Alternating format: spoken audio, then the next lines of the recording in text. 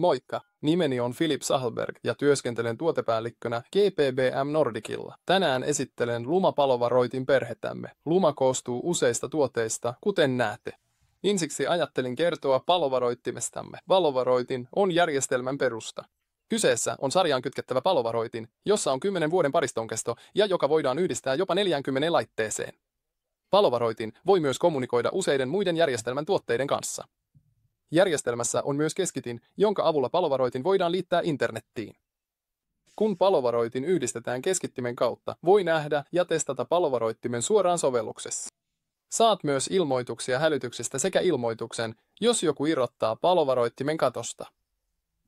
Palovaroittimen takapuolella on nimittäin sensori, joka tunnistaa, onko laite kiinnitetty pohjalevyyn vai ei.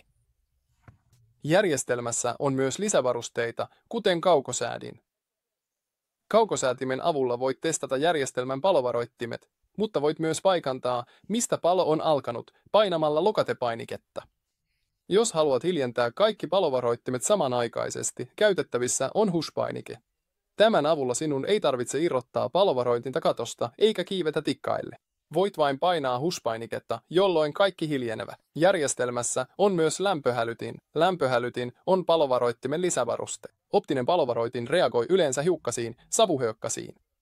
Tämä voi aiheuttaa vääriä hälytyksiä tietyissä ympäristöissä, kuten kellareissa, keittiöissä, ullakoilla ja autotalleissa, ja sitä halutaan välttää. Lämpöhälyttimen avulla tämä reagoi ainoastaan lämpötilaan. Kun lämpötila nousee yli 54 asteen, tämä mahdollistaa sen, että kaikki väärät hälytykset, joita näissä ympäristöissä voi syntyä, vältetään. Meillä on lisäksi häkävaroitin, joka reagoi hiilimonoksidiin, jota syntyy palamisessa, esimerkiksi takoissa, leivinuuneissa, pizzauuneissa ja niin edelleen. Alhaalla näette meidän sireenin.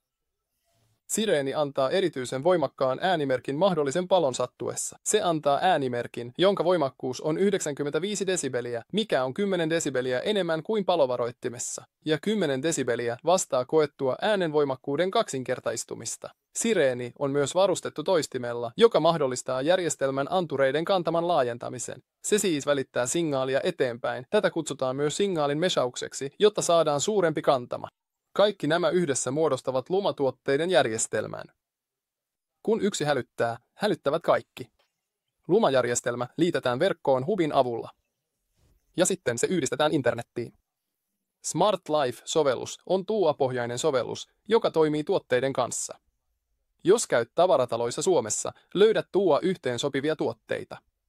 Tämä tarkoittaa, että asiakkaat eivät tunne olevansa sidottuja eri sovelluksiin, vaan meillä on yksi sovellus, joka on yleiskäyttöinen ja toimii tuotteiden kanssa. Sovellus on ladattavissa sekä Apple Storesta että Google Playsta. Sovellus on GDPR-hyväksytty, pilvipalvelut ja palvelut sijaitsevat Euroopassa. Eli tiivistetään vähän sitä, mistä olemme puhuneet. Luma-palovaroitin, erittäin pätevä tuote. Se on yhdistettävissä jopa 40 laitteeseen. Voit liittää sen hubin avulla, jos haluat. Hubi ei ole pakollinen. Järjestelmässä on useita tuotteita, joilla voit laajentaa sitä. Sovellus, jota se käyttää, on Smart Life, joka on laajasti käytetty sovellus markkinoilla. Kyseessä on erittäin turvallinen järjestelmä, joka pitää sinut turvassa 10 vuoden ajan. Kiitos paljon.